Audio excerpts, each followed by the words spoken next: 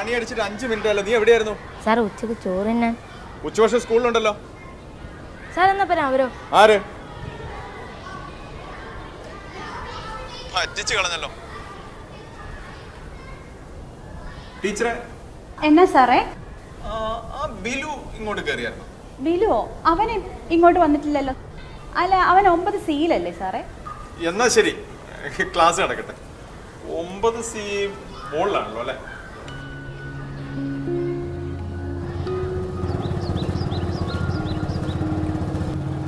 സാറേ സാറേ നിർത്തിക്കുക. നമ്മുടെ സ്കൂളിലെ പിള്ളേരാന്ന് തോന്നുന്നില്ല, എന്തോ ഉടായ്പുണ്ടല്ലോ. ഇപ്പോഴത്തെ പിള്ളേരെ മായാവേക്കാളും മിടുക്കന്മാരാ. നമ്മുടെ സ്കൂളിൽ ആ മുടി നീട്ടി വളർത്തിയ പയ്യനല്ലേ ബിലു, അവനുണ്ടായിരുന്നു ആ കൂടെ.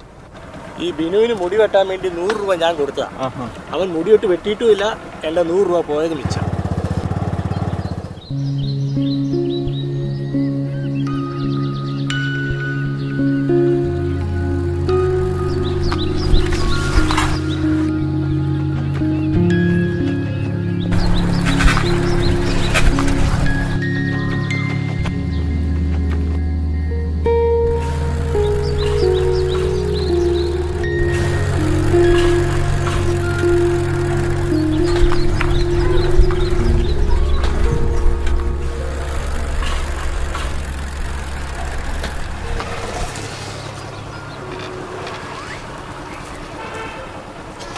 അതാണ് ബിലുവിന്റെ വീടെന്ന് തോന്നുന്നു അല്ലേ? നമുക്ക് നോക്കാം.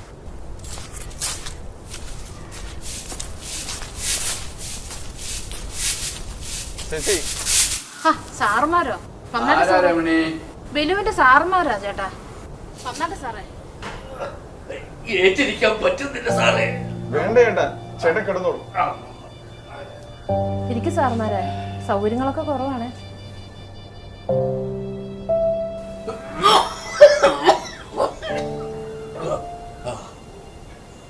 എന്നാലും ഒരു പോളെ കണ്ണടച്ചില്ല, ചുമയായിരുന്നു. എന്തു പറ്റിയതാ? ഞങ്ങൾ അറിഞ്ഞില്ല കേട്ടോ.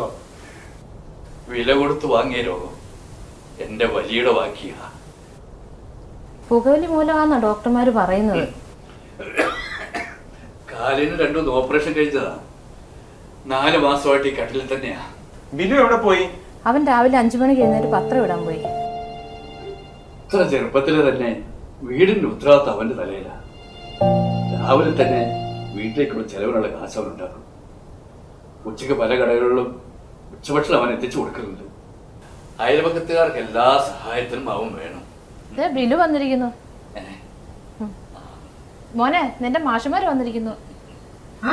സാറുമാരോ? ആ വാടാ.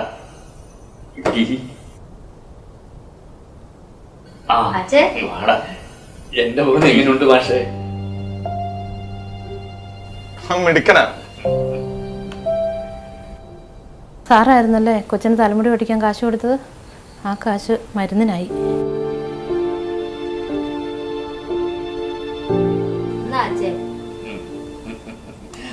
ഇന്നത്തെ പത്രത്തിന്റെ കാശല്ലേ? ഇവൻ ഇങ്ങനെയാ സാറേ, 10 രൂപ കിട്ടിയ അവൻ അച്ഛയെ ഏൽപ്പിക്കും. അല്ല ബിലു, നീ എന്തിനാ പണം അച്ഛയുടെ കൈ കൊടുക്കുന്നത്? പണം കൊടുക്കുമ്പോൾ എന്നെ ഓർത്ത് എന്റെ അച്ഛന്റെ മുഖത്തുണ്ടാവും സന്തോഷം. അതാണ് സാർ എന്റെ ലഹരി.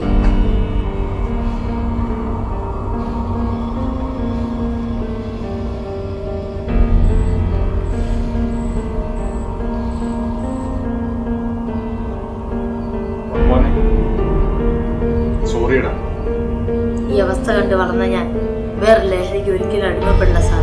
ഇതൊരു സത്യമാണ്.